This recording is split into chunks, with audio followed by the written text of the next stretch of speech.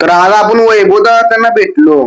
पहिल्यांदा असं घरातल्या मस्त म्हणजे आवरून ते असं आपल्याला नारळ देऊन सोडला होता. मग आपण चटकून नारळ देऊन सोडून घेतला आणि आपण चाललेलो देवाकडे. देवाकडे म्हणजे आपल्या आजीच्या फुलं वगैरे होती. मग तिकडे आपल्याला जायचं होतं. मग तिथं गेलो. मग तिथे गेल्यानंतर आपल्या भावाला काय मस्त नारळ ते थोडासा राहिलं केसर वगैरे काढून घेतलं. मग नारळ ते फोडायला स्टार्ट केलं. मग भावाला आपलं नारळ ते फोडून घेतलं. मग आपल्याला जायचं मळ्याला. मग आपण काय बूट ते घालून घेतलं. मग असं गेलो मळ्याला आणि आपण आता रोप ते लावणार आहे आणि आपण रोप पहिल्यांदा रान तरी भिजून घेतोय आणि त्याला होलं वगैरे पाडून त्यात रोप लावतोय आणि आपण एक रोप 1.25 फुटावर लावलं आहे आणि कोण कोण रोप किती किती फुटावर लावतोय ते कमेंट करून सांगा आणि कोण कोण आपण रोप पाण्यात पण लावतोय तरी पण आपण रोपे यापर्यंत चिखलातच लावलेत आणि रोप 1.25 फुटावर लावून वगैरे घेतले मस्त मध्ये.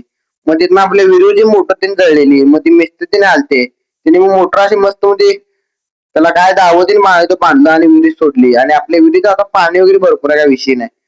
मग तिथनं डायरेक्ट मधला काय ब्लॉक घेतलो नाही, डायरेक्ट तेव्हापाशी गेल्यावर ब्लॉक चालू केलो आणि डोंगरावर हा काय विषय कोणाला माहिती आहे कमेंट करून सांगा आणि हे बघितलं तुम्हाला कुठल्या देवाचं दर्शन झालं तर आपल्याला कमेंट करून सांगा.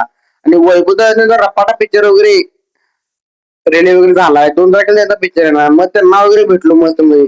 मग जरा वैभवदा सोबत वगैरे फोटो काढलो. मग नंतर मयुरजी सोबतचा फोटो, मग नंतर ऋषीभाऊ सोबतचा फोटो काढलो. मग तिथनं काय म्हटला ब्लॉक काढलो डायरेक्ट मग घरी आलो.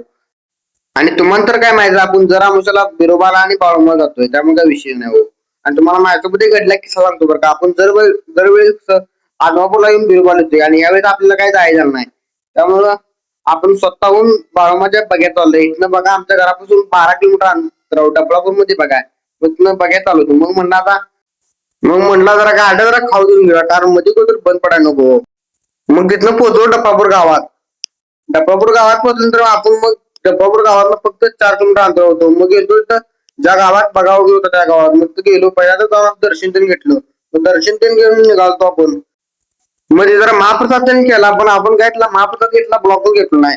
मग तिथनं निघालो माघारी यायला. मग आता चला आपण भेटूया पुढच्या ब्लॉग मध्ये.